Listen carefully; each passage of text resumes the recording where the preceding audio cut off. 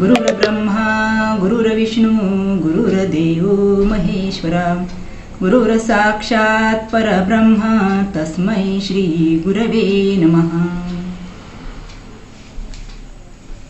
परमपूज्य काकांच्या चरणी साष्टांग नमस्कार करते व गुरुमाऊली सौ सविताताईस वंदन आणि सर्वांच्या हृदयस्थ रामरायाला वंदन करते. चातुर्मास उत्सव समितीच्या वतीने मी सौ प्रभा दिवाकरराव ठेंगरे आपणा सर्व श्रोता वर्गाचे व वक्त्यांचे स्वागत करते. आजच्या प्रवचनकार हरिभक्तपरायण आदरणीय सौ जयश्रीताई प्रकाशराव सांगवीकर पुणे, मूळच्या विदर्भातील असणाऱ्या अकोला निवासी आदरणीय जयश्रीताई सांगवीकर परमपूज्य काकांच्या कृपांकित आहेत. जयश्रीताई ह्या वेदांत प्रचुरवाणीने सहज उलगडून दाखवितात. त्यांच्या वक्तृत्वाची उंची आपण यापूर्वीच्या प्रवचनातून केलेली आहे. त्यांचे व्यक्तिमत्व विदर्भात घडले, परंतु त्यांची सध्याची कर्मभूमी ही पुणे आहे. त्या पुण्याला अनेक वेदांत विषयावर अभ्यासवर्ग घेतात. परमपूज्य डॉक्टर काका परिवारात त्या उत्कृष्ट प्रवचनकार व परमपूज्य काकांचे वेदांत तंतोतंत मांडणाऱ्या साधिका म्हणून प्रसिद्ध आहेत. सहज ओघवती वाणी, प्रेमळता, श्रद्धा, विश्वास तसेच गुरुनिष्ठा इत्यादी अनेक गुणांनी युक्त त्यांचे वक्तृत्व श्रोत्यांना साधनेच्या शिखरावर घेऊन जातं. जयश्रीताई सिद्धहस्त लेखिका पण आहेत. अमृतधारा हा त्यांचा काव्यग्रंथ काही वर्षापूर्वी प्रकाशित झाला. तसेच वंदू तयातेद्वारा काकांना सर्वांसमोर ठेवले आहे. वेदांताची वाणी आणि सिद्धहस्त लेखणीच्या धनी असलेल्या जयश्रीताई मागच्या वर्षी जेव्हा ब्रह्मपुरी व परिसरात आल्या तेव्हा त्या आम्हा सर्वांच्या आवडत्या झाल्या. अशा सर्वांच्या आवडत्या आदरणीय जयश्रीताई आज आम्हाला अध्याय 11 ओवी क्रमांक 288 ओवी अशी आहे. दृश्य द्रष्टा दर्शनी त्रिपुटी गेली हरपोनी, देखणे देखे देखणेनी देखना होऊनी सर्वांगी, असा हा अभंग समजावून देणार आहेत. तरी मी त्यांना विनंती करते की त्यांनी आपल्या प्रवचनास सुरुवात करावी. जय जय रघुवीर समर्थ. गणेश शारदा चैव सद्गुरु सज्जनस्तथा आराध्य दैवतं गुह्यं सर्वमे रघुनंदन. कृपा कटाक्षाची किरणे मोह समुद्राचे आटणे, घडे जय त्या श्रीकृष्णे वंदू तया ते श्रीराम. जयांचे करिता स्मरण होय सकल विद्यांचे अधिकरण, ते वंदू या श्री चरण श्री गुरूंचे. निवावे जनाने तनाने मनाने, स्रवावी अशी वाक् सुधा श्री मुखाने. ऋणी कृष्ण झाला सुभक्ती ऋणाने, नमो एकनाथा लवूनी शिराणे. कुंडलिक वरदा हरी विठ्ठल, श्री ज्ञानदेव तुकाराम, पंढरीनाथ महाराज की जय. जय जय रघुवीर समर्थ. आनंदयोगी परमपूज्य डॉक्टर काका, श्रद्धेय मंदाताई या उभयतांना मनपूर्वक वंदन करते. जगद्गुरु श्रीकृष्ण आणि ज्ञानी भक्त उद्धव या उभयतांनाही मनपूर्वक वंदन करते. शांतीब्रह्म असणाऱ्या एकनाथ महाराजांना मनपूर्वक वंदन करते. आणि चातुर्मासाच्या निमित्ताने श्रवण यज्ञासाठी उपस्थित असणाऱ्या आदरणीय सविताताई व त्यांच्या सर्व सहकाऱ्यांना मनपूर्वक अभिवादन करते. 11व्या अध्यायातील ओवी माझ्यासमोर चिंतनासाठी आहे. दृश्य द्रष्टा दर्शनी त्रिपुटी गेली हरपोनी देखणे देखे देखणेनी देखणा होऊनी सर्वांगे. जीवनमुक्ताचं लक्षण कसं असतं, तो या जगताकडे कशा दृष्टीने पाहतो, ते या ठिकाणी नाथ महाराज श्रीकृष्णाच्या मुखातून वर्णन करून आपल्यासमोर मांडत आहेत. तत्पूर्वी आपण कालच्या प्रवचनामध्ये बद्ध कसा असतो ते आधी श्रीकृष्णाने उद्धवाला समजून सांगितलेलं आहे. आणि अभक्ताच्या ठिकाणी अविद्या जी असते ती राहते आणि त्याच्यामुळे तो बद्ध राहतो, सुखदुःख मोह इत्यादी गोष्टींना बळी पडतो आणि मी सुखी मी दुःखी असं आयुष्यभर बरळत राहतो. आणि भक्त जे आहेत, भगवंताचे भक्त, भगवंताला जाणण्याचा प्रयत्न करणारे, स्वस्वरूपाची ओळख करून घेण्यासाठी प्रयत्न करणारे असे भगवंताचे जे भक्त आहेत, त्यांच्या ठिकाणी मात्र सद्विद्या राहते आणि त्या सद्विद्येचा व्यवस्थित विचार करून हळूहळू ते मुक्तावस्थेपर्यंत पोहोचतात. आपण पाहिलं की जीव जो असतो तो बद्ध असतो आणि शिव जो असतो तो नित्यमुक्त असतो. तर जे जीव नित्यमुक्त असणाऱ्या ईश्वराची मनापासून भक्ती करतात, उपासना करतात, त्यांना त्याची प्रसन्नता लाभते आणि सद्गुरूंच्या माध्यमातून त्यांच्यासमोर प्रगट होऊन सर्व भेदभ्रांतीतून त्यांना बाजूला करण्याचं काम जे आहे ते सद्गुरू करत असतात. या ठिकाणी भगवंत प्रत्यक्ष उद्धवाचे सद्गुरू आहेत आणि त्याला बद्ध आणि मुक्त या दोघांचीही लक्षणं जी आहेत ती या ठिकाणी भगवंत निरूपण करून सांगत आहेत. भगवंत म्हणतात की उद्धवा तू अतिशय बुद्धिमान आहेस आणि म्हणून तुझ्या समोर या सगळ्या आत्मविषयक जे विचार आहेत ते मांडण्याचा प्रयत्न करत आहे. एक लक्षात घ्यायचं की इथं उद्धवाला बुद्धिमान म्हटलेलं आहे. त्यानंतर भगवद्गीतेमध्ये अर्जुनाला सुद्धा निष्ठावान प्रज्ञावान असं म्हटलेलं आहे. ह्याचाच अर्थ आत्मज्ञान प्राप्तीसाठी शुद्ध बुद्धीची, प्रखर निष्ठेची ही भरपूर आवश्यकता असते. नाहीतर करून करून भागला देव पूजेला लागला ह्या पद्धतीचा समज अनेकांचा असतो. पण असं नाही, तर अत्यंत सूक्ष्म एकाग्र होणारी अशी जी बुद्धी आहे, शुद्ध पवित्र अशी जी बुद्धी आहे, तीच फक्त आत्मज्ञानाचा विचार करू शकते आणि त्याचा अधिकार सुद्धा प्राप्त करून घेऊ शकते.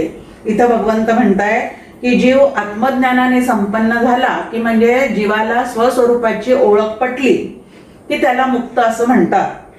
आणि ज्याला आत्म्याचं ज्ञान नाही त्याला बद्ध असं म्हणतात. जो बद्ध असतो तो सुखदुःखादी गोष्टी आपल्यावर ओढवून घेतो. संसार हा मी करतो असं मी कर्तृत्वाच्या भावनेने तो त्यात अडकून पडतो आणि सुखदुःखादी द्वंद्व जे आहेत ते अनिवार्यपणे त्याच्यावर सतत आदळत राहतात.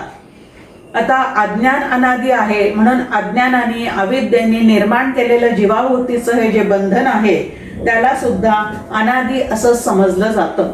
आणि अनादी असणाऱ्या ह्या बंधनातून सुटका मात्र जरूर करता येते.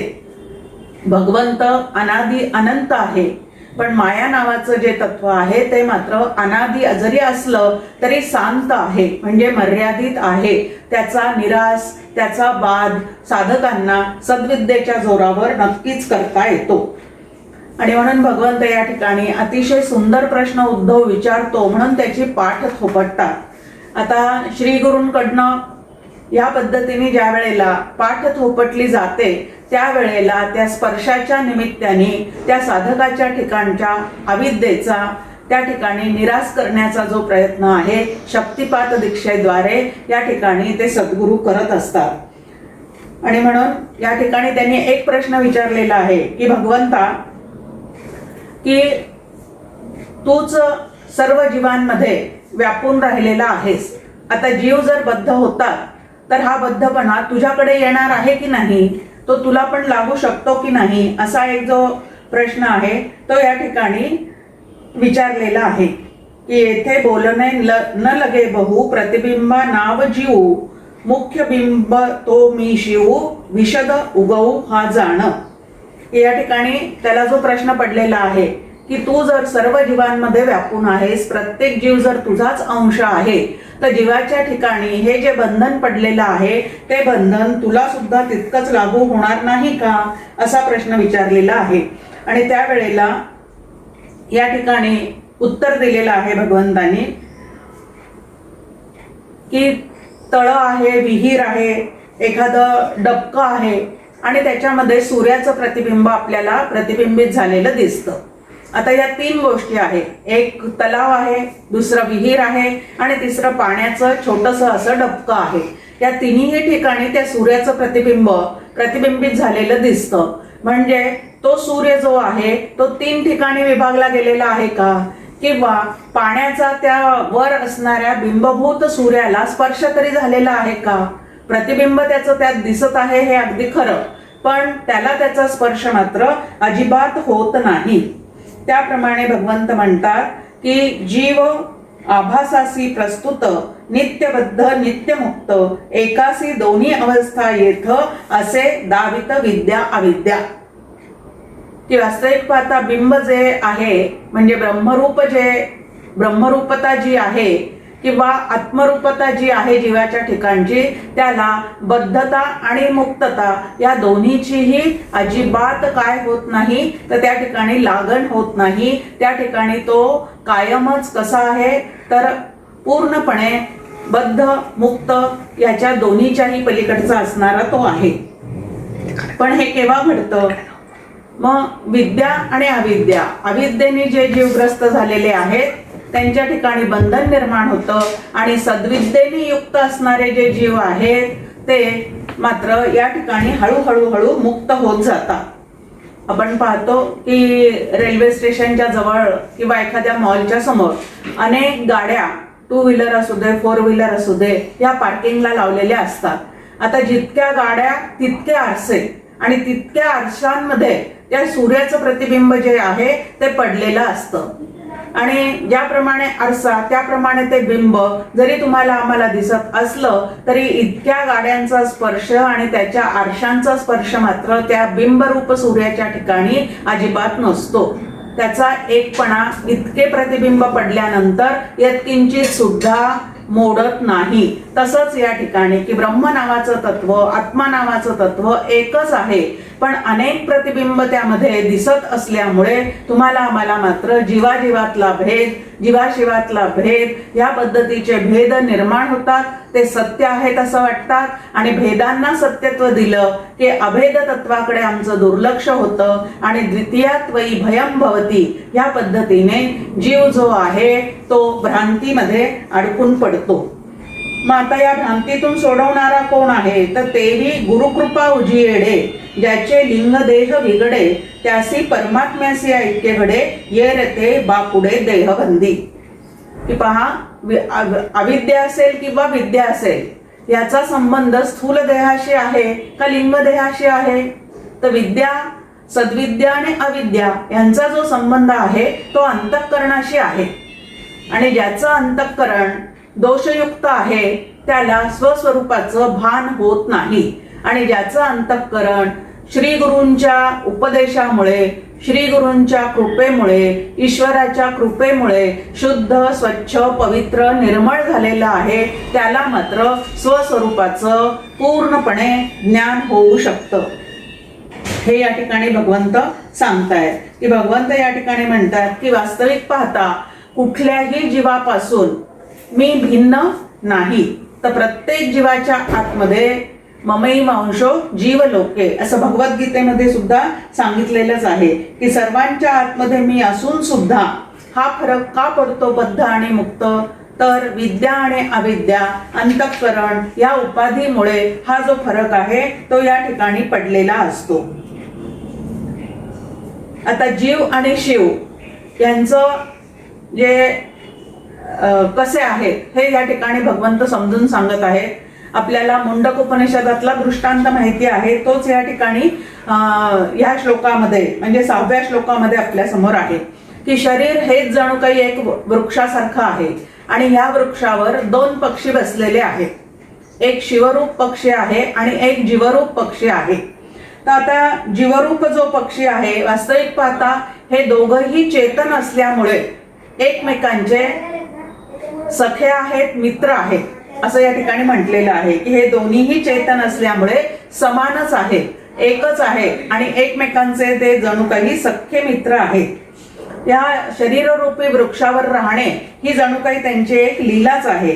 पण इतका सारखेपणा असून सुद्धा या शरीर वृक्षावर बसलेला जीवरूप जो पक्षी आहे तो मात्र सुखदुःखांची फळे खाताना दिसतो, म्हणजे सुखदुःख भोगताना दिसतो. आणि ईश्वर मात्र म्हणजे दुसरा पक्षी तो जो आहे तो मात्र या फळांचा भोग न घेता साक्षी रूपाने तिकडं पाहत असतो. आणि अभोक्ता असूनही ईश्वर जीवापेक्षा अधिक ज्ञानी, ऐश्वर्यशाली, आनंदी आणि सामर्थ्य संपन्न आहे. तर एक जण जो आहे तो फळे भोगतो आणि दुसरा जो आहे तो त्याच्याकडे साक्षी भावाने पाहतो. आता आमच्या शरीररूपी वृक्षावर शास्त्राच्या भाषेत बोलायचं झालं तर दोन पक्षी म्हणजे एक कुटस्थ चैतन्य आहे आणि दुसरा चिदाभास नावाचा एक पक्षी त्या ठिकाणी बसलेला आहे. आता चिदाभास म्हणजे काय आहे तर आत्म्याचं बुद्धीत पडलेलं जे प्रतिबिंब त्याला चिदाभास असं म्हणतात. तर हा चिदाभास जो आहे, हा जीवात्मा जो आहे तो या ठिकाणी सुखदुःखादी फळे अंतःकरणाशी तादात्म्य पाहून भोगत राहतो. आणि कूटस्थ चैतन्य म्हणजेच ईश्वर नावाचं जे तत्व आहे ते मात्र या फळांकडे साक्षी भावानी पाहत राहतो. तर दोघेही चिद्रूपे सारखे कधी न होती अनासारिखे, अनादी हे दोघे सखे अति नेटके जीवलग, की अत्यंत जीवलग आहे. आणि खूप छान पद्धतीने इथं म्हटलेलं आहे की चित्त चैतन्य रूप केव्हा होतं तर नाना परीचे अतिचिंतन, त्याची नाव चित्त जाण, चित्ते वीण निश्चळपण तेची चैतन्य उद्धवा. की हा जो जीवात्मा आहे तो अंतःकरणाशी तादात्म्य पावतो आणि चित्ताने सतत या संसाराचं चिंतन करत राहतो. आणि सतत संसाराचं चिंतन करणारा जो आहे तो आनंद रूप असणाऱ्या स्वतःपासून दूर दूर जातो आणि जो संसाराचं चिंतन सोडून परमात्म्याचं, भगवंताचं अनुसंधान चिंतन करण्याचा प्रयत्न करतो तो मात्र स्वस्वरूपाशी हळूहळू एकरूप होऊन या ईश्वरासारखाच नित्यमुक्त होतो.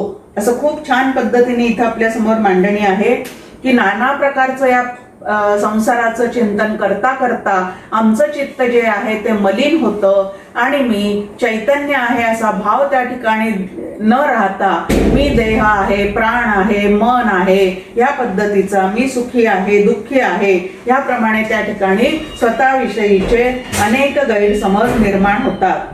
दुजा फळे खाता खुणावारी, जीवासी त्या फळाची गोडी भारी, अखंड जाहला फळाहारी, वारिले न करी शिवाचे.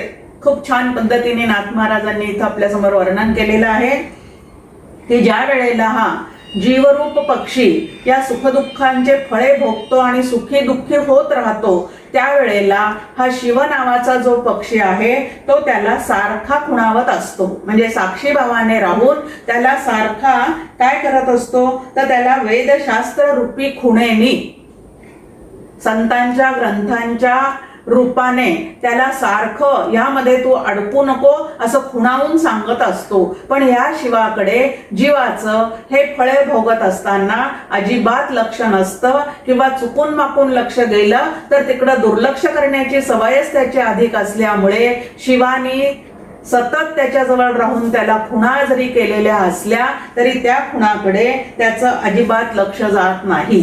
म्हणजे या चिंतनातून आपल्याला काय लक्षात घ्यायचं की जर आपल्याला शिवरूप म्हणजे नित्यमुक्त होऊन राहायचं असेल तर वेदांत शास्त्राचा, संतांच्या ग्रंथांचा मनापासून अभ्यास करून संतांची वचनं जी आहेत ती आपल्या मनावर बिंबवून घेतलीच पाहिजे. काका एक छान आपल्या समोर उदाहरण ठेवतात की पहा, हायवेने जाताना आपल्याला अनेक ठिकाणी पाट्या दिसतात की थांबा, पहा आणि जा. आता जो गाडी चालवता चालवता त्या पाटीकडे दुर्लक्ष करतो, म्हणजे स्पीड ब्रेकर आलेला असेल, एखादं समोरून चौरस्ता चाललेला असेल तर त्याकडे लक्ष न देता जो अगदी फास्ट वेगात त्या तिथून गाडी काढायचा प्रयत्न करतो, तो न थांबल्यामुळे, ती पाटी न पाहिल्यामुळे तिकडं जाताना कशावर तरी कुणावर तरी आदळतो किंवा स्पीड ब्रेकरवरून जोरात गाडी नेली असता स्वतःच तिथं धडपडून खाली पडतो. आता हे कशामुळे झालेलं आहे? तर थांबा, पहा आणि मग जा, हे त्याने त्या ठिकाणी ऐकलेलं नाही. तसंच या जीवनाचा प्रवास करत असताना संत सुद्धा आम्हाला म्हणतात, वेदांत शास्त्र सुद्धा आम्हाला सांगतं की थांबा, पहा आणि जा. आणि हे ज्या वेळेला आम्ही संत वचन ऐकत नाही, मनावर बिंबत नाही, त्यावेळेला सारखं काहीतरी घडामोडी होत राहतात आणि अंतःकरण जे आहे ते शांत स्वस्थ या स्थितीत न राहता सतत त्या ठिकाणी चाललेल्या घडामोडीमुळे सुखी किंवा दुःखी होत राहतं. आणि असा आनंदघन असणारा जीवात्मा ज्या वेळेला सुखदुःखांनी व्याकुळ होताना दिसतो, त्यावेळेला या संतांना अपार असं दुःख होत राहतं की अज्ञान दारिद्र्यामध्ये हे खितपत पडलेले आहेत, म्हणून त्यांना त्या ठिकाणी अतिशय दुःख होत राहतं. मग आता हे दुःख आम्हाला नको असेल तर संतांच्या संगती, मनोमार्ग गती याप्रमाणे आमच्या जीवाचा प्रवास जो आहे तो चालला पाहिजे. आता ही कर्मफळे जी आहेत, जो ये सेवी कर्मफळे तो तात्काळ बांधिजे काळे, दुजा कर्मफळा नातळे त्याते देखोनी पळे कळी काळू. आता त्या दोन पक्षांचं वर्णन केलेलं आहे की शिवरूप पक्षीला पाहून काळ जो आहे तो त्याला घाबरतो आणि जीवरूप पक्षी मात्र या काळामध्ये, काळाच्या बंधनामध्ये, जन्म मृत्यूच्या फेऱ्यामध्ये सतत अडकत पडतो. जो कर्मफळाते न सेवितू तो ज्ञानशक्तीने अधिक अनंतू, सदा परमानंदे तृप्तू असे डुल्लतू आनंदे. की जो ह्या कर्मफळांना बाधित करतो, या कर्म करणाऱ्या जीवात्म्यापासून आपण अलिप्त आहोत, हे कर्म निमित्त मात्र पद्धतीने या जीवाकडनं चाललेली आहेत, हे ज्याच्या लक्षात राहतं आणि करता करविता असणाऱ्या भगवंताच्या जो अनुसंधानात राहतो तो ज्ञानशक्तीने अधिक सशक्त असतो आणि त्याच्यावर मग या सुखदुःखांचा काहीही परिणाम होत नाही, तर तो अखंड आपल्या आनंद रूपामध्ये आनंदघन होऊन जीवन व्यतीत करत असतो. आता सुखदुःखांचा परिणाम त्याच्या अंतःकरणावर होत नाही, याचा अर्थ या जीवनमुक्ताचं अंतःकरण जे आहे ते दगडासारखं झालेलं असतं का? किंवा ईश्वर इतका कठोर आहे का? अहो, ईश्वरा इतका प्रेमळ सुद्धा दुसरा कोणी नाही, हे आपल्याला माहिती आहे की भगवंत हा अत्यंत कसा आहे तर स्नेहाळू, कृपाळू, जनी दास पाळू, असं त्या भगवंताचं श्रीगुरूंचं वर्णन जे आहे ते समर्थांनी केलेलं आहे. मग इथं म्हटलेलं आहे की जीव अविद्येने युक्त असल्यामुळे अज्ञान दारिद्र्यामध्ये खितपत पडतो आणि ईश्वर ज्ञान स्वरूप असल्यामुळे नित्य मुक्त होतो. म्हणून जो संसाराला धरून राहतो तो बद्ध होत जातो, बंधनात अडकत पडतो, आणि जो ईश्वर तत्वाला धरून राहतो, ईश्वराची उपासना करत राहतो, निष्काम पद्धतीने त्याचं नाम घेत राहतो, त्यावेळेला मात्र तो ईश्वरासारखा त्याच्या संगतीत राहिल्यामुळे हळूहळू नित्यमुक्त होत राहतो आणि आनंद रूप सुद्धा होत जातो. आता जितका या संसारामध्ये जीव का अडकतो याचं नेमकं कारण काय आहे तर विषयांच्या ओढीने जीव जो आहे विषयांमध्ये सुख आहे, जग जे आहे ते सत्य आहे इत्यादी कल्पनांनी स्वतःला त्या ठिकाणी त्यांनी जखडून ठेवलेलं असतं. आणि जोपर्यंत तो विषयांच्या छंदाने बहिर्मुख होऊन या जगताचा आणि त्या विषय सुखांचाच अखंड विचार करत राहतो, चिंतन करत राहतो, तोपर्यंत तो बद्धावस्थेतच असतो. आणि ज्या वेळेला तो विषयांचा नाद सोडून भगवंताकडे पूर्णपणे आपलं लक्ष ठेवण्याचा प्रयत्न करतो, तुकाराम महाराजांचा एक छान अभंग आपल्याला सगळ्यांना माहिती आहे की समचरण दृष्टी विटेवरी साजिरे, तेथे माझी हरी वृत्ती राहो, आणिक न लगे माईक पदार्थ, तेथे माझे आर्त नको देवा. की हे सगळं जगत जे आहे ते माईक आहे, कुठपर्यंत गोष्टीमध्ये माझं मन अडकू देऊ नको म्हणून त्या ठिकाणी तुकाराम महाराज आपल्याला सांगतात. त्या ठिकाणी तर ब्रह्मादिक पदे दुःखाची शिराणी, तेथे दुष्टित जणी जडो नेदी. की ब्रह्म देवापर्यंतची जी पदं आहे ती सुद्धा शेवटी अनित्य आहेत, नाशिवंत आहे आणि तिथं सुद्धा सुखदुःखादी फळे जी आहेत ती त्या ठिकाणी मिळतच राहतात. कारण पदच्युत झालं की परत त्याचं दुःख जे आहे ते भोगावंच लागतं. आणि म्हणून एवढ्या या माईक पसाऱ्यातून स्वतःचं मन आवरून घेणं याला साधना असे म्हणतात. याला मुक्ततेचा अनुभव घ्यायचा आहे. त्यांनी ह्या प्रकारची साधना जी आहे ती करण्याचा प्रयत्न केला पाहिजे. आता मुक्त कोण असतो तर जितकी विषयाची आस्था तितुकी जीवासी नित्यबद्धता, जो विषयातीत सर्वथा नित्य मुक्तता ते ठाई. की या विषयांचा नाद सोडून जो भगवंताचं अनुसंधान ठेवण्याचा प्रयत्न करतो, शाश्वत सुख जे आहे ते भगवंताच्या चिंतनातूनच आपल्याला प्राप्त होणार आहे हे ज्याच्या पूर्ण लक्षात आलेलं आहे तो हळूहळू नित्यमुक्त होत जातो.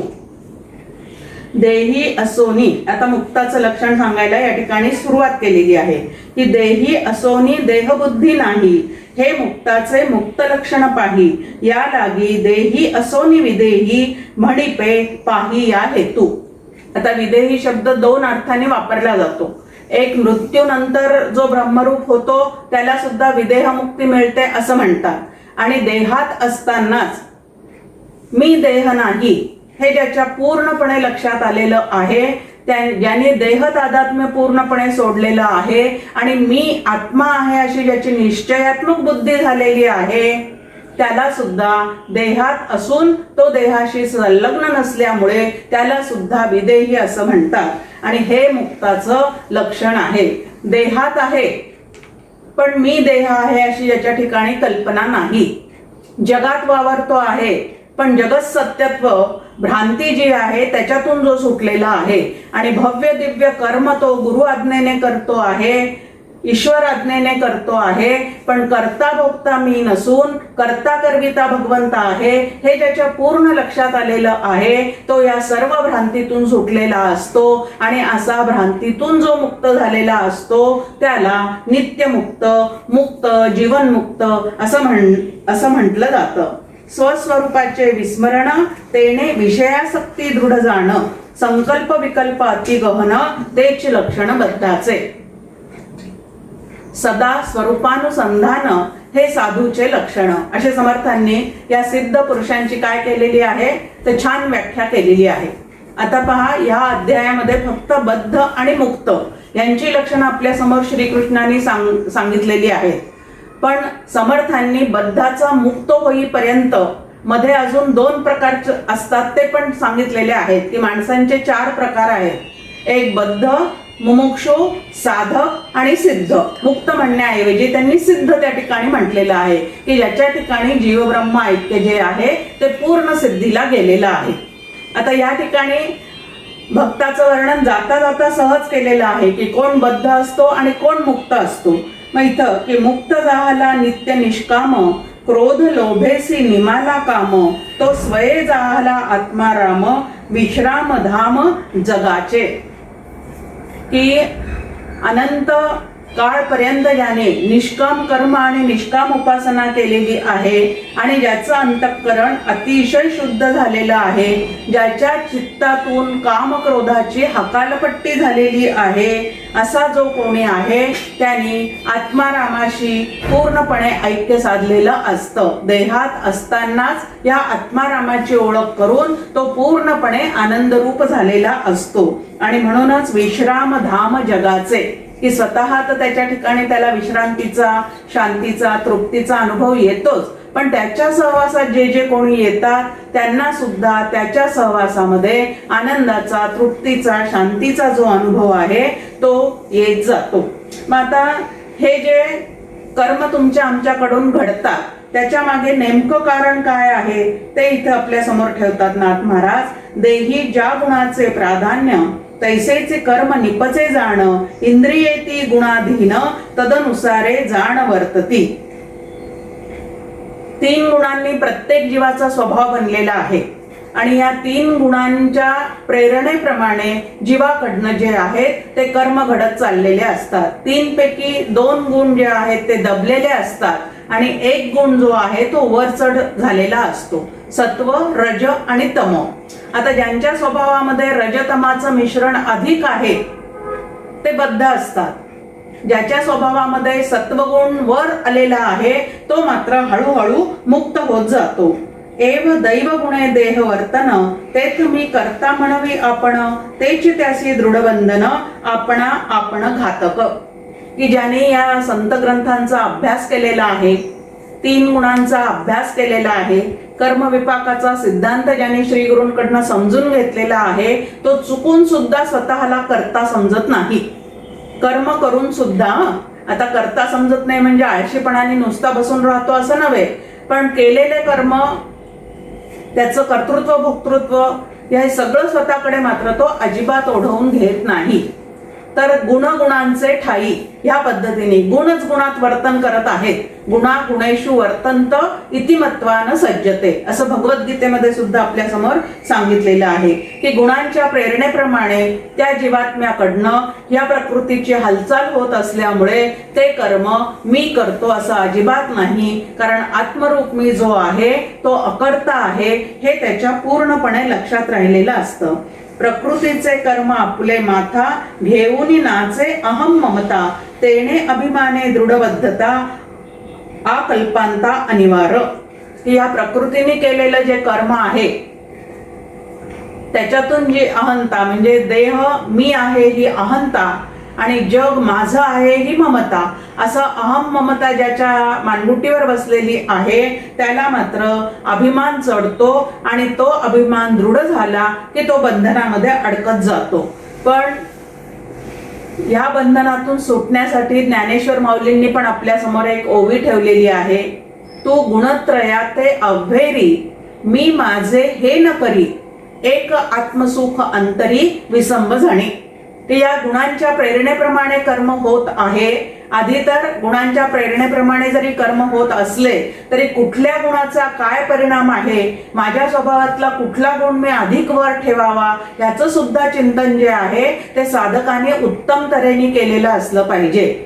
आणि या 3 गुणांचं देणं कसं असतं, त्याच्या वृत्ती कशा उत्पन्न होतात हे दासबोधामध्ये सुद्धा त्रिगुणांचं वर्णन समर्थांनी उत्कृष्ट केलेलं आहे. आणि भगवद्गीतेमध्ये सुद्धा गुणत्रय विभाग, श्रद्धात्रय विभाग, योग या 2 अध्यायामध्ये आपल्या समोर या गुणांचे परिणाम कसे असतात ते पूर्णपणे दाखवून दिलेलं आहे. मग आता भगवद्गीता पूर्ण पाठ आहे, ज्ञानेश्वरी दासबोध पूर्ण आम्हाला पाठ आहे, त्यातल्या कितीतरी ओव्या पाठ आहेत, पण त्या गुणांना आवर घालण्याचं सामर्थ्य मात्र माझ्या जवळ जर नसेल आणि सत्वगुण जर मला साधनेसाठी वर ठेवता येत नसेल तर सगळं माहिती असून सुद्धा बंधनातून माझी सुटका होणे शक्य नाही. आणि म्हणून गुणात वर्ततात, गुणांप्रमाणे जीवाला प्रेरणा मिळतात आणि प्रेरणा मिळाल्यानंतर त्यानुसार त्याच्याकडनं कार्य घडत राहतं. आणि मला जर या गुणांना काबूत ठेवायचं असेल तर या गुणांचा व्यवस्थित अभ्यास करून माझ्यातला सत्वगुण जो आहे तो जास्तीत जास्त वर ठेवायचा. कारण रजतमामुळे आम्ही बंधनात अडकतो आणि सत्वगुणामुळे हळूहळू आमची या बंधनातून सुटका होत जाते. आणि म्हणून ज्याला मुक्ततेचा अनुभव घ्यायचा आहे त्यांनी आपल्या स्वभावातला सत्वगुण जो आहे तो जास्तीत जास्त वर ठेवण्याचा प्रयत्न करावा. आता ईश्वर नावाचं जे तत्व आहे ते शुद्ध सत्वगुणे आहे असं सांगतात. मग मी जर ईश्वराचा भक्त असेल तर मी सुद्धा हळूहळू शुद्ध सत्वगुणी होण्याचा काय केला पाहिजे तर प्रयत्न केला पाहिजे. मी देह मी कर्म करता, मी ज्ञाता मी विषय भोगता, ऐसी जे का देहात्मता दृढबद्धता तिये नाहो. देह म्हणजेच मी आहे, इंद्रिये ही सर्व माझी आहेत, त्याच्यावर माझीच सत्ता आहे असं स्वतःकडे सगळी अहंता ममता घेऊन जो कर्म करत राहतो आणि विषय भोगत राहतो तो जो आहे तो दृढ बंधनामध्ये अडकतो. आणि ज्ञानिया तो तव आत्मा माझा, हे अतिप्रीती गरुड ध्वजा, हे गुह्य श्रीकृष्ण सांगितले कपिध्वजा, रण समाजा रण रंगी. आता इथं परत भगवद्गीतेचा उल्लेख केलेला आहे. ज्याच्या रथावर गरुड ध्वज आणि कपिध्वज असे दोन्ही ध्वज होते. असा रथ कोणाचा? तर अर्जुनाचा. आणि त्या अर्जुनाला काय सांगितलेलं आहे की जो स्वस्वरूपाला जाणतो असा जो ज्ञानी भक्त आहे तो जणू काही माझा आत्माच आहे, असं या ठिकाणी श्रीकृष्ण प्रत्यक्ष सांगत आहे. आणि हे त्यांनी कुठं सांगितलेलं आहे? तर रणांगणावर त्या ठिकाणी त्यांनी सांगितलेलं आहे की तेच आता उद्धवाप्रती, आणि तेच ज्ञान आता उद्धवासाठी खुलं करत आहे. आणि हे उद्धवासाठी खुलं करत असताना आपली निजधामाची जायची वेळ आलेली असताना सुद्धा श्रीकृष्ण सुद्धा अत्यंत लाडका असल्यामुळे, सद्भक्त असल्यामुळे त्याच्यासाठी ती वेळ थोडी बाजूला करून त्यांनी विचारलेल्या प्रश्नांचे उत्तर भगवंत या ठिकाणी देत आहेत. भगवंत म्हणतात की उद्धवा, की सर्व विषयापासून जो विरक्त राहतो, आता मुक्ताचं वर्णन सुरू झालेलं आहे, की सर्व विषयांपासून जो विरक्त राहतो. 11वा श्लोक, 11व्या अध्यायातला 11व्या श्लोकामध्ये जीवन मुक्ताच्या वर्णनाला या ठिकाणी भगवंतांनी काय केलेली आहे तर सुरुवात केलेली आहे की प्रिय उद्धवा, या प्रकारे विचार करून विवेकी पुरुष जे आहे ते काय होतात तर विषयांपासून विरक्त होण्याचा, विषयातल्या दोषांचं दर्शन झाल्यानंतर ते परत विषयांच्या सुखासाठी विषयांच्या मागे अजिबात धावत नाही. मग त्यांचं झोपणं, बसणं, हिंडणं हे ज्यांनी 5 भ्रांतीपासून स्वतःला पूर्णपणे वेगळं केलेलं आहे, श्री गुरूंकडून अनुग्रह घेऊन ज्यांनी आत्मस्वरूपाच्या ठिकाणी अखंड अनुसंधान ठेवलेलं आहे, असे जे आहे ते हळूहळू मुक्त होत जातात. आणि अशी मुक्तावस्था प्राप्त झाल्यानंतर त्यांचं झोपणं, बसणं, हिंडणं, फिरणं, स्नान करणं, स्पर्श करणं, वास घेणं, खाणं इत्यादी क्रिया ज्या आहेत त्या जरी आपल्यासारख्याच त्यांच्या ठिकाणी होत असताना जरी दिसत असल्या तरी ह्या क्रियांचा करता ते स्वतःला अजिबात समजत नाही. कारण तत्ववेत्ते जे आहेत, तत्वज्ञानी जे झालेले आहेत ते खरा मी कुटस्थ चैतन्य आहे हे त्यांच्या कायमचं लक्षात असतं. त्यामुळे ते गुणांनाच क्रियांचा करता समजतात आणि स्वतः मात्र या गुणांपासून काय होतात तर अलिप्त राहिलेले असतात. आणि त्यातलीच एक ओवी आपल्या समोर आत्ता आहे, दृश्य द्रष्टा दर्शनी त्रिपुटी गेली हरपोनी, देखणे देखे देखणेनी देखणा होऊनी सर्वांगे. आता कसं की दृष्टीला म्हणजे डोळे उघडले की तुम्हाला आम्हाला या संपूर्ण सृष्टीचं इच्छा असो नसो त्या नाम रूपादी गोष्टींचं काय होतं तर दर्शन होतंच. आता व्यवहारामध्ये ज्या वेळेला आपल्याला एखाद्या गोष्टीचं ज्ञान होतं किंवा एखादी गोष्ट तुम्हाला आम्हाला दिसते त्यावेळेला पाहणारा एक आहे, जे पाहिलं जातं ती एक वस्तू आहे आणि पाहण्याची एक क्रिया आहे. म्हणजे व्यवहारामध्ये सगळ्या या त्रिपुटींचा खेळ चाललेला असतो की पाहणारा वेगळा आहे, जी पाहिली जाते ती गोष्ट वेगळी आहे आणि पाहण्याची क्रिया सुद्धा एक वेगळीच काहीतरी आहे. या पद्धतीने दृश्य जगताचं ज्ञान करून घेताना त्या ठिकाणी व्यवहारामध्ये त्रिपुटी जी आहे ती त्रिपुटी पूर्णपणे तिथं कार्यरत असलेली दिसते. पण जे जीवनमुक्त आहे त्यांच्या ठिकाणी मात्र ही त्रिपुटी विलयाला गेलेली असते आणि त्यांचा भाव कसा असतो, नभी वावरे जो अणुरेणू काही रीता ठाव या राघवे वीण नाही. की कुठलंही दृश्य वेगळ्या वेगळ्या स्वरूपामध्ये जरी समोर आलं, वेगळ्या वेगळ्या रूपामध्ये जरी समोर आलेलं दिसलं तरी ह्यामध्ये एका रामाशिवाय, एका ब्रह्मरूप रामाशिवाय दुसरं काहीही नाही. ज्ञानेश्वर माऊली त्यांचा अनुभव सांगतात, भरला घनदाट हरी दिसे. आपल्याला जे काय आहे ते सगळं वेगळं वेगळं दिसतं, पण त्यांना मात्र काय आहे सगळीकडे तो हरी जो आहे तो अत्यंत घनदाटपणे भरलेला दिसतो. सर्वत्र संचले विठ्ठले गा, हा तुकाराम महाराजांचा अनुभव. आता असे 3 संतांचे अनुभव का बरं प्रवचनकाराने या ठिकाणी मांडून दाखवायचे? अहो, ह्या पद्धतीने 4-4, 5-5 संतांची नावं न घेता जर प्रवचन केलं तर या प्रवचनकाराला काहीच बोलता येत नाही, आता पुढच्या वेळेला याला बोलवायला नको अशा पद्धतीने काहीतरी मनात येऊ शकतं. असा त्या ठिकाणी भाग नाही. तर एकाचं सांगणं ऐकून ज्या वेळेला एखादी गोष्ट आपल्याला लवकर पटत नाही, त्यावेळेला एकाच गोष्टी संबंधी जेव्हा 3-3 संत आपल्याला तेच समजून सांगण्याचा प्रयत्न करतात, त्यावेळेला तिथं नक्कीच काहीतरी तथ्य असलं पाहिजे, सत्य असलं पाहिजे, हे आपल्या मनावर बिंबतं आणि मग आपण त्या पद्धतीने विचार करण्याचा जो काही आहे तो प्रयत्न करू शकतो. मग आता इथं सांगितलेलं आहे की आता हा जीवनमुक्त जो आहे तो जर चालायला लागला तर चालण्याची क्रिया जी आहे ती चैतन्याच्या सत्तेवरच चाललेली आहे हे त्याला माहिती आहे. त्यानंतर जी काय ज्या भूमीवरून तो चाललेला आहे ती भूमी जी आहे ती भूमी सुद्धा त्या चैतन्याच्या सत्तेवरच निर्माण झालेली आहे हेही त्याला माहिती असतं. आणि चालण्याचं जे काही ज्ञान त्याच्या ठिकाणी चाललेलं आहे ते ज्ञान सुद्धा म्हणजे क्रिया त्याच्या सत्तेवर, मी चालतोय हे जे ज्ञान आतमध्ये होतंय ते ज्ञान सुद्धा त्या चैतन्य घन असणाऱ्या ज्ञान स्वरूप असणाऱ्या परमात्म्यामुळेच होत चाललेलं आहे हेही त्याच्या लक्षात असतं. आणि ज्याच्यावरून तो चाललेला आहे ते सुद्धा परमेश्वराचंच काय आहे ते एक रूप आहे हेही त्याला माहिती असतं. आता सुरुवात काय आहे, आधी व्यतिरेकाचा अभ्यास करून हे म्हणजे ते नाही, हे म्हणजे ते नाही असं करत करत आपल्या देहात असणारा आत्मा ओळखायचा असतो. याला व्यतिरेक पद्धत असं म्हणतात. आणि एकदा आपल्यातलं आत्मतत्व ओळखू आलं की संपूर्ण जगतामध्ये सुद्धा तेच भरलेलं आहे असा अन्वयाचा अनुभव जो आहे तो या जीवनमुक्ताच्या चित्तामध्ये बिंबलेला असल्यामुळे त्याची नजर जिथं जिथं जाईल तिथं तिथं त्याला जगामध्ये ब्रह्म दिसे उघडे. छान संतांचा अभंग आहे की त्यांना सर्वत्र ब्रह्मदृष्टीच त्यांना प्राप्त झालेली असते.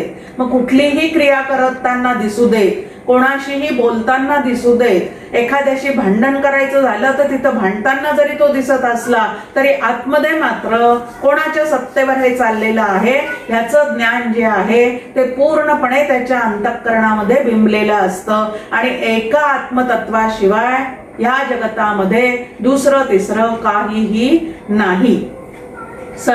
सर्वम खल्विदम ब्रह्म या पद्धतीचा अन्वयाचा अनुभव जो आहे तो त्याला आलेला असतो. आता या ठिकाणी समजून घेताना आपल्याला नेहमी सांगितलं जातं की सोनाराची जी दृष्टी असते ती अलंकारावर नसते तर ती नेहमी सोन्यावर असते. त्याप्रमाणे ज्याला ब्रह्मरूप व्हायचंय, नित्यमुक्ततेचा अनुभव घ्यायचा आहे, त्यांनी दिसणाऱ्या नामरूपांचा त्याग करून त्यामध्ये व्यापून असणारं जे सद्घन चिद्घन आनंदघन तत्व आहे त्याच्याकडे जर अखंड नजर त्यांनी ठेवलेली असेल तर हळूहळू या अन्वयाच्या दृष्टिकोनाचा विकास होऊन त्याला सर्वत्र सदा समत्वाने भरलेलं जे आत्मतत्व आहे त्याचाच सारखा अनुभव सुरू असतो. म्हणजे आतमध्ये तेच अनुसंधान त्याचं सदैव टिकलेलं असतं. आता हीच जी ओवी आपल्या समोर आहे की दृश्य द्रष्टा दर्शन. द्रष्टा म्हणजे पाहणारा, दृश्य म्हणजे जे पाहिलं जातं ते, आणि दर्शन म्हणजे द्रष्ट्याने दृश्याशी पाहण्याची जी क्रिया केलेली आहे ती दर्शनयुक्त आहे. मग आता या ठिकाणी त्रिपुटी गेली हरपोनी की व्यवहारामध्ये ही त्रिपुटी असते पण परमार्थामध्ये मात्र असं 3 पद्धतीने काही न दिसता त्या ठिकाणी पूर्णपणे एकत्व जे आहे ते त्या ठिकाणी निर्माण झालेलं असतं. आता साधा आपण शिरा करतो हो, आता शिरा करण्यापूर्वी त्रिपुटी आहे, साखर आहे, रवा आहे, तूप आहे, दूध आहे. त्रिपुटी म्हणण्यापेक्षा अजून एक पदार्थ त्या ठिकाणी जास्त झालेला आहे. पण ज्या वेळेला तो पदार्थ पूर्ण निर्माण झालेला असतो त्यावेळेला यातली कुठलीही गोष्ट वेगळे वेगळेपणाने अनुभव न येता ते सगळं गोड असणारं असं शिरा नावाचं एक प्रसाद आपल्या समोर त्या ठिकाणी येऊन जातो. मग आता सुरुवातीला सगळं वेगळं वेगळं असलं तरी दृष्टिकोन ज्या वेळेला बदलतो, परमार्थामध्ये एक छान आहे आपल्या समोर, या ठिकाणी जगतामध्ये बदल घडवायचा नाहीये कारण जगत ही कोणाची निर्मिती आहे, ईश्वराची आहे, त्यांनी ती करून ठेवलेली आहे. मग बदल कुठला पाहिजे तर दृष्टिकोनामध्ये, जगाकडे पाहण्याचा जो दृष्टिकोन आहे, जीवाकडे पाहण्याचा जो दृष्टिकोन आहे त्या दृष्टिकोनामध्ये मात्र काय करायचं आहे तर बदल घडवून आणायचा आहे. देखणे देखे देखणेनी, की आता डोळ्याला त्यांच्या जीवनमुक्ताला काही वेगळं दिसतं, ब्रह्म दिसतं, म्हणजे काही वेगळं काही तिथे दिसतंय का? वेगळं काही दिसत नाही. तर काय, जे जे दिसेल ते ते तद्रूपच आहे असा आतमध्ये मात्र त्याचा पूर्ण निश्चय झालेला असतो. ज्या ज्या स्थळी हे मन जाय माझे, त्या त्या स्थळी हे निजरूप तुझे. ही ती साधना आहे की जिथं जिथं माझी नजर जाते तिथं तिथं त्या ब्रह्माशिवाय दुसरं काहीही नाही असा जो आतमध्ये शास्त्र शुद्ध निर्णय झालेला आहे, निश्चय झालेला आहे, त्या निश्चयातच ज्याचं जीवन व्यतीत चाललेलं आहे त्याला जीवनमुक्त असं म्हणतात. मग आता श्रवण करताना सुद्धा त्रिपुटी आहे. त्या ठिकाणी शब्द कानावर पडतात, शब्द बोलणारा समोर दिसतो आणि शब्द ऐकणारा आतमध्ये कोणीतरी असतो. आता कुठलीही क्रिया म्हटलं व्यवहारामध्ये तर त्या ठिकाणी अशी त्रिपुटी असतेच असते. पण पारमार्थिक दृष्ट्या जर विचार केला तर ऐकणारा त्याच्याच सत्तेवर ऐकतो, बोलणारा त्याच्याच सत्तेवर बोलतो आणि ऐकण्याची बोलण्याची जी काही क्रिया चाललेली आहे ती सुद्धा त्याच्याच सत्तेवर चाललेली असते. म्हणून की सोनाराची नजर जसं अलंकारावर न राहता त्या सोन्यावर खेळलेली असते, तसं या दृश्य जगतामध्ये नामरूपांकडे न लक्ष देता व्यावहारिक सत्ते जसं करायचं आहे, जसा व्यवहार त्यांच्याशी करायचा आहे तसा केलाच पाहिजे, पण आतमध्ये मात्र पूर्ण निश्चय पाहिजे की हे सगळं ब्रह्मरूप आहे आणि जिथं जिथं ब्रह्म आहे तिथं तिथं आनंद असलाच पाहिजे. कारण ब्रह्म आणि आनंद यामध्ये अजिबात भेद नाही. ब्रह्म हेच आनंदाचं स्वरूप आहे. आता ब्रह्माच्या ठिकाणी जसा आनंद असतो तसं सगुण साकाराच्या ठिकाणी हाच आनंद प्रेमाच्या माध्यमातून प्रगट झालेला असतो. आणि म्हणून सगुण साकार जो ईश्वर आहे, सद्गुरू आहेत, त्यांचं सर्व जीवांवर या पद्धतीचं राग द्वेष रहित प्रेम असतं. महत्वाचं आहे की आमचं व्यावहारिक सत्तेत आम्ही एकमेकांवर प्रेम करतो, असं आम्ही एकमेकांशी बोलतो, पण त्या ठिकाणी राग द्वेष सुद्धा उफाळून आलेले असतात. पण परमार्थिक दृष्ट्या सगुण साकाराच्या कडून जो प्रेमाचा अनुभव येतो किंवा सद्गुरूंकडून जो प्रेमाचा अनुभव येत असतो तो मात्र राग द्वेष रहित म्हणजे आसक्ती रहित या पद्धतीचा झालेला असतो. अवघे चराचर देखता तो देखो नीची न देखता, दृष्टीसी दृश्यासी अलिप्तता, दृश्य देखता हरी दिसे, असं त्याचं वर्णन केलेलं आहे.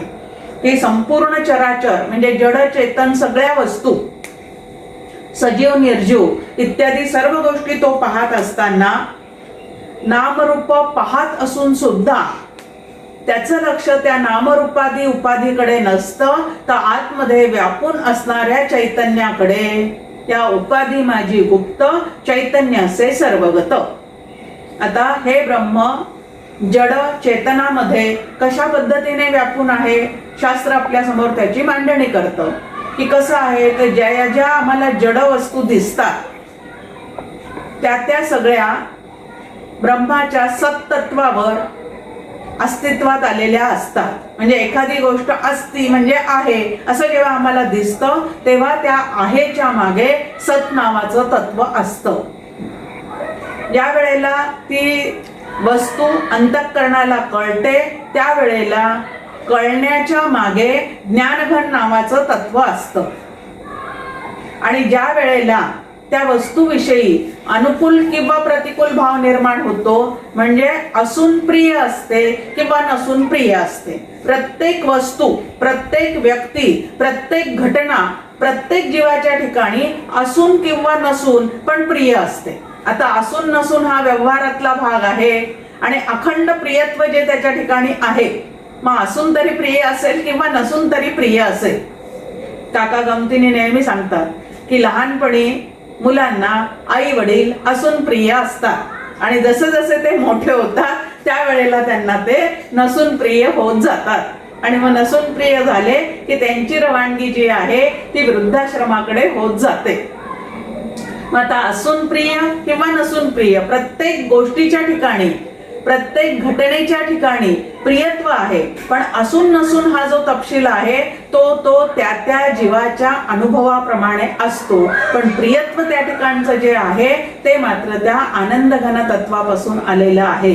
मग जड वस्तूमध्ये ते सत्रूपाने प्रगट झालेलं आहे, चेतन वस्तूमध्ये ते सत आणि चित या दोन्ही रूपाने प्रगट झालेलं आहे, आणि जीवनमुक्ताच्या ठिकाणी ईश्वराच्या ठिकाणी ते सच्चित आनंद रूपाने प्रगट झालेलं आहे.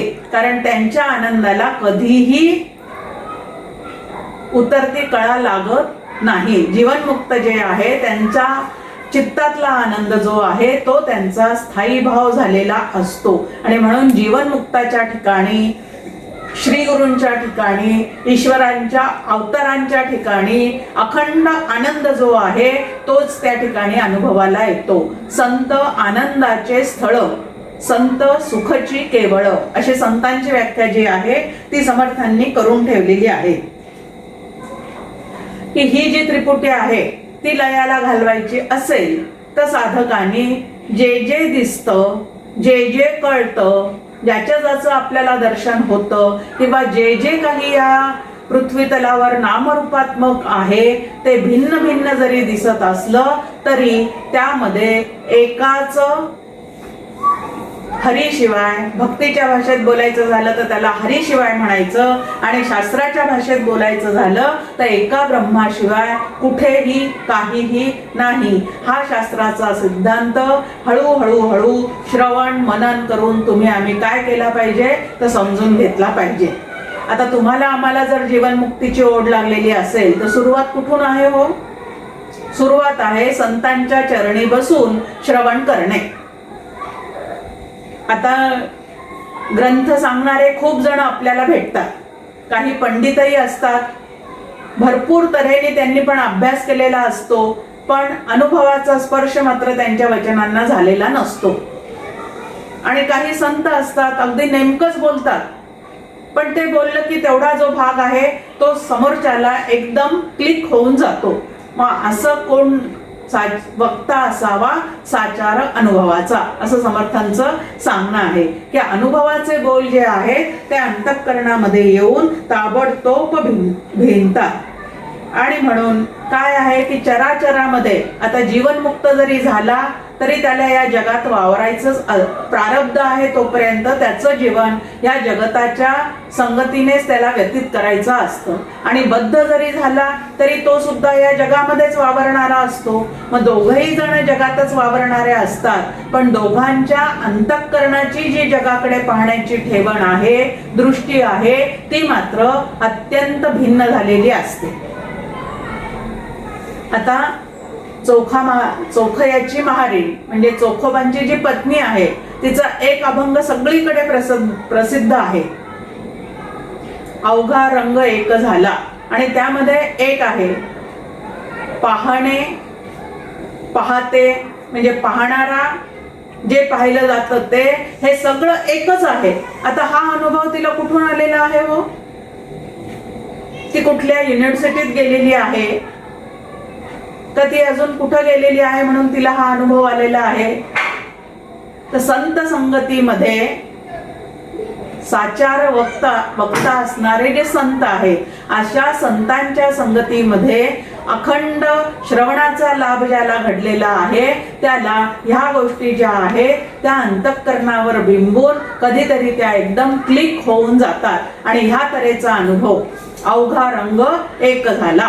आता अवघा रंग एक झाला म्हणजे दृश्य ही ब्रह्मरूपच आहे, पाहणारा द्रष्टा सुद्धा ब्रह्मरूपच आहे, आणि पाहण्याची क्रिया जी आहे ती सुद्धा ब्रह्मरूपच आहे. आनंदाचे डोही आनंद तरंग, आनंदाची अंग आनंदाचे. आता या ठिकाणी पण तुकाराम महाराज तोच अनुभव आपल्याला सांगतात की या संपूर्ण जगताला त्यांनी आनंदाचा डोह म्हटलेला आहे. आणि ह्या डोहामध्ये जेवढे काही तरंग उमटतात ते सुद्धा आनंदाची अंग आनंदाचे, की त्यामध्ये सुद्धा आनंदच आनंद आहे. कारण हा आनंद म्हणजे ब्रह्मानंद आहे. जिथे जिथे दृष्टी जाईल तिथे तिथे ब्रह्माशिवाय दुसरं काहीही नाही. नेह नानास्ति किंचन, या श्रुतीचा प्रत्यक्ष आलेला अनुभव म्हणजे सर्वत्र घनदाट भरलेला व्यापून असलेला हरी जो आहे तो हरीशिवाय या जगामध्ये दुसरं काहीही नाही. आता हा अनुभव आल्यानंतरही व्यावहारिक सत्तेत जशा पद्धतीने त्या परिस्थितीला तोंड द्यायचं असतं त्या पद्धतीने तिथं बरोबर ते कार्यवाही केली जाते. पण अंतःकरणातला जो काही रागद्वेष आहे त्याचा तिथं मात्र अजिबात अंश सुद्धा शिल्लक नसतो. आता रागद्वेष आले की सुखदुःख आले, पण जिथं रागद्वेष दोन्ही निमालेले आहेत त्या ठिकाणी मात्र आनंदच आनंद आहे. तुकाराम महाराजांचा एक अभंग आपल्या समोर आहे. पिकलिया सेंदे फळ कडूपण गेले तैसे आम्हा केले पांडुरंगे. काम क्रोध लोभ ठाईच निमाले अवघी आनंदाची सृष्टी झाली. या जीवनमुक्तासाठी संपूर्ण सृष्टी जी काही आहे ती कशी झालेली असते तर अवघी आनंदी. तैसा मुक्ताचा निजबोधू घेवो जाता रसस्वादू रसत्व लोपुनी स्वानंद कंदू परमानंदू ओसंडे. या मुक्ताचा निजबोध कसा असतो. आता जेवणाला बसल्यानंतर अनेक पद्धतीचे व्यंजन म्हणजे पदार्थ आपल्या ताटामध्ये असतात. कोरडी चटणी आहे, कोशिंबीर आहे, लोणचं आहे, फोड भाजी आहे, त्यानंतर पातळ भाजी आहे, आंबट कढी आहे, कटाची आमटी आहे, महालक्ष्मीचं ताट समोर आणा नैवेद्याचं. मग आता इतक्या पद्धतीचे जे काही रस आहेत त्या ठिकाणी ते चाललेले असतात. पण या प्रत्येक ठिकाणी एका अन्नाशिवाय दुसरं काही नाही. पदार्थाचं नाम आणि रूप जे आहे ते निरनिराळं आहे, पदार्थाची चव जी आहे ती निरनिराळी आहे. पण ह्या संपूर्ण पदार्थामध्ये एका अन्नाशिवाय दुसरं काहीही नाही. हे जे काय आहे ती त्यांची नजर पूर्णपणे आतमध्ये विकसित झालेली असते. एक अद्वितीय ब्रह्म हे वेदशास्त्रांचे गुह्यवर्म ते मुक्तासी जाहले सुगम शब्दी परब्रह्म कोंदले. कुठलेही शब्द कानावर जरी येऊन पडले, आता काही स्तुतीचे असतील, काही निंदेचे असतील, आणि निंदा स्तुती हे पण एक द्वंद्व आहे आणि त्या द्वंद्वाचा किती आम्हाला प्रपंचामध्ये अनुभव असतो. पण जीवनमुक्ताच्या ठिकाणी असे कुठलेही शब्द जरी कानावर पडले तरी त्यांचा तिथल्या तिथं बाध करण्याची जी युक्ती आहे ती शास्त्र विचाराद्वारे गुरूंच्या वचनाद्वारे तिथल्या तिथं त्याला साधलेली असल्यामुळे या द्वंद्वामध्ये न अडकता ताबडतोब चित्ताची प्रसन्नता जी आहे ती जशीच्या तशी परत त्याच्या चेहऱ्यावर दिसून येते. मग ह्या पद्धतीने कुठलीही क्रिया जे सामान्य माणसं करतात त्याच सगळ्या क्रिया जीवनमुक्ताकडनं सुद्धा त्यांचं जीवन असेपर्यंत पूर्णपणे चालू असलेल्या दिसतात. परंतु त्यांच्या आमच्या अनुभवामध्ये मात्र जमीन आसमानाचा फरक असतो. आता चंदनाचा खूप मोठा एक ओंडका आहे. आता त्या ओंडक्याचे कितीही बारीक तुकडे केले तरी सुद्धा त्याचा जो सुगंध आहे तो त्या प्रत्येक तुकड्यामध्ये व्यापून राहतोच की नाही. तसं या जगाच्या रूपाने कितीही नामरूपात्मक विविधता जरी दिसून आली तरी ब्रह्मरूपता जी आहे ती मात्र सर्वत्र सदा समत्वानी ते ब्रह्म जे आहे ते नटलेलं आहे. म्हणून सर्व जगताकडे पाहताना आमची दृष्टी सर्वं ब्रह्ममयम कशी असावी. आता व्यतिरेकाचा अनुभव म्हणजे ध्यानकाळी चिदानंद रूप शिवोहम शिवोहम हे ध्यानकाळी म्हणण्याचं आणि आठवण्याचं काय आहे तर ते जे आत्मषटक आहे ते ध्यानकाळी त्याचा उपयोग करायचा आहे. पण ध्यानकाळी त्याचा उपयोग करता करता जेव्हा त्या आत्मतत्वाचा शोध लागतो आणि त्यातून व्युत्थान पाहून ज्या वेळेला व्यवहार करायला लागतो हा जीवनमुक्त त्या वेळेला मात्र सर्वं ब्रह्ममयम असे त्याचा दृष्टी जी आहे ती पूर्णपणे विकसित झालेली असते. आणि अशी दृष्टी जर विकसित झाली तर त्याचं फळ काय आहे. तेवी मुक्तासी द्वंद्वे आदळता द्वंद्वाची बुडाली द्वंद्वता तो सर्वी सर्वपणे असता सहजे द्वंद्वता निमाली. आता मुख्य द्वंद्व एकच आहे सुख आणि दुःख. आणि मग ते कधी जय पराजय ह्याच्यातून व्यक्त होतं, कधी निंदा स्तुती ह्याच्यातून व्यक्त होतं, तर कधी लाभ हानी ह्याच्यातून व्यक्त होतं. आता लाभ झाला तरी सुख, जय झाला तरी सुख, स्तुती ऐकली तरी सुख. तसं उलट पद्धतीने निंदा ऐकली दुःख, हानी झाली दुःख. आणि म्हणून याला द्वंद्व असं म्हणतात. दोन पद्धतीने सारखं समोर येतं आणि अंतःकरणामध्ये द्वैताची, द्वंद्वाची निर्मिती करून देतं. आणि द्वितीयात वैभयम भवती, द्वैताचा अनुभव आला की दुःखाला सुरुवात आहे. पण शब्दांच्या मागे, शब्द कुठलेही असू देत, पण त्या शब्दांच्या मागे शक्ती कुठली आहे, तर चैतन्य नावाचंच ते तत्व त्यामध्ये व्यापून भरलेलं आहे. एखादा अत्यंत गोड शब्दाने माझी स्तुती करत असेल तरी सुद्धा चैतन्याच्या सत्तेवरच तो स्तुती करतोय. आणि एखादा माझी खूप निंदा करत असेल तरी चैतन्याच्या सत्तेवरच तो निंदा करतोय. असं लक्षात ठेवून चैतन्याची सत्ता लक्षात ठेवायची आणि वरचे जे शब्द आहेत, निंदेचे असू देत किंवा स्तुतीचे असू देत, त्या दोन्हींचाही बाध करणे याला जीवनमुक्तीचा अनुभव घेणे असं म्हणतात. आणि अशी जीवनमुक्ती जी आहे ती तुमच्या आमच्या सगळ्यांच्याच वाट्याला येऊ. मौनाच्या बाबतीत सुद्धा त्या संदर्भात सांगितलेलं आहे की दृश्य, दर्शन, दृष्टी ही दर्शन, दृश्य, द्रष्टा आणि दृश्य, द्रष्टा, दर्शनी ही त्रिपुटी जशी हरपून गेलेली असते तशी सर्व ठिकाणची तो बोलत असला तरी सुद्धा कोणाच्या सत्तेवर बोलतो. केनोपनिषदामध्ये आपल्या समोर आहे की अंतःकरणाला होणारा प्रत्येक बोध जो आहे तो त्या बोध घन असणाऱ्या परमात्म्याच्या सत्तेवरच होत चाललेला आहे. म्हणून शब्दाचं ज्ञान होऊ दे, स्पर्शाचं ज्ञान होऊ दे, दृश्याचं ज्ञान होऊ दे, गंधाचं ज्ञान होऊ दे, कुठल्याही पद्धतीचं ज्ञान ज्ञानेंद्रियांनी जरी झालं तरी त्याच्या मागे चैतन्याची सत्ता आहे, त्याच्या मागे ब्रह्म नावाचंच तत्व आहे. कुठलीही गोष्ट नजरेला पडली तरी सुद्धा ज्या अर्थी काहीतरी दिसतं त्या अर्थी त्याच्या मागे काहीतरी असतं. आणि जे काहीतरी असतं असं आपण म्हणतो त्यालाच अधिष्ठान रूप ब्रह्म असं म्हणतात. आणि मग सर्व दृश्याच्या मागे हे ब्रह्मरूपच तत्व व्यापून भरून राहिलेलं आहे. कारण त्याचं वर्णन कसं केलेलं आहे, अखंडैक एक रस, अखंड एकरसत्वाने जे भरलेलं आहे की प्रत्येक दृश्य, मग आता त्या दृश्यामध्ये तुम्हाला मला कावळा दिसू शकतो, चिमणी दिसू शकते, कुत्र दिसू शकतं, माणूस दिसू शकतो, देवाच्या मूर्ती दिसू शकतात. पण या सगळ्या दृश्याच्या मागे दर्शन तुम्हाला आम्हाला कोणाचं घ्यायचं आहे. आता समर्थांचं आराध्य दैवत राम हे होतं.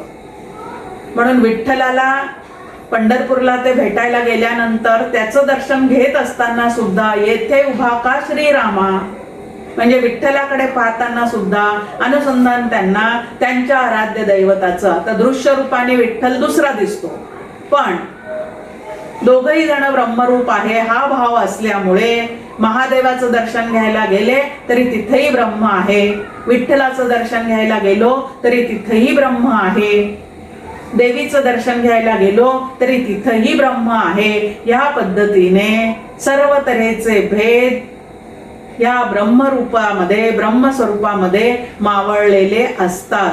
आणि म्हणून भेद मावळून मग आम्ही या जगाकडे पाहायचा प्रयत्न केला तर अखंड आनंद जो आहे तो तुमच्या आमच्या चित्तामध्ये आपल्याच अनुभवाला येऊ शकतो. आणि असा जो ब्रह्मरूपतेचा अनुभव आहे तो अनुभव माझ्यासह तुम्हा सर्वांनाही या पांडुरंगाने द्यावा अशी त्याच्या ठिकाणी प्रार्थना करते. आणि या ओवीवरचं निरूपण जे आहे ते या ठिकाणी थांबवते. जय जय रघुवीर समर्थ. तुझं सगुण म्हणू की निर्गुण रे, सगुण निर्गुण एकू गोविंदू रे, असा आशय सांगणारी ओवी आदरणीय हरिभक्त परायण जयश्रीताई सांगवीकर यांनी त्यांच्या नेहमीच्या अभ्यासात्मक पद्धतीने सोडवून सुलभ करून आम्हा सर्वांना समजावून दिली. खरे पाहता ओवीतील कठीण वाटणारे शब्द सोपे करून समजावून अभ्यासाची वाट दाखवून दिली. यासाठी त्यांचे मनपूर्वक आभार आणि आपणा सर्व श्रोतागणांचेही आभार. धन्यवाद.